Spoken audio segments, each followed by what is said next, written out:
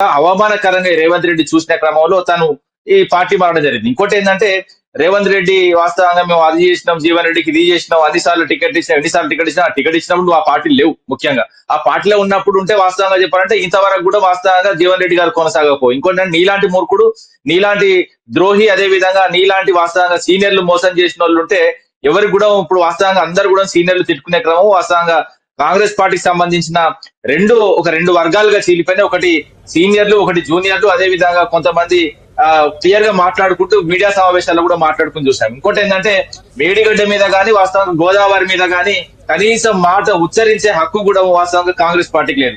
ఎందుకంటే 2014 ముందు గోదావరి మీద ఒక ఎస్ఆర్ఎస్పీ ఉండేది. ఒక ఎస్ఆర్ఎస్పీ తర్వాత మళ్ళా ధవళేశ్వరం దాకా ఒక ప్రాజెక్టు గారిని దుర్మార్గులు ఇంకా వీళ్ళు అది చేస్తా ఇది చేస్తా అని చెప్పడం ఏంటంటే ఇంకోటి ఏంటంటే ముఖ్యంగా కాళేశ్వరం కుంగిపోయింది, కాళేశ్వరం కొట్టుకపోయింది అనే మురుకులకు ఒక్కసారి వాళ్ళ వెనుక చూడండి. మీ మీడియాలో క్లియర్ కనబడుతున్నది, వాస్తవంగా క్లియర్ గా ఉన్నది ఆ మేడిగడ్డ. ఇంకోటి ఏదైనా 2 పిల్లలు కుంగిపోయినాయి. ఇంకోటి ఏంటంటే కాళేశ్వరం అంటే ఒక మేడిగడ్డ ప్రాజెక్టు కాదండి. ఒక మేడిగడ్డ ప్రాజెక్టు వాస్తవంగా 4,600 కోట్లు మాత్రమే.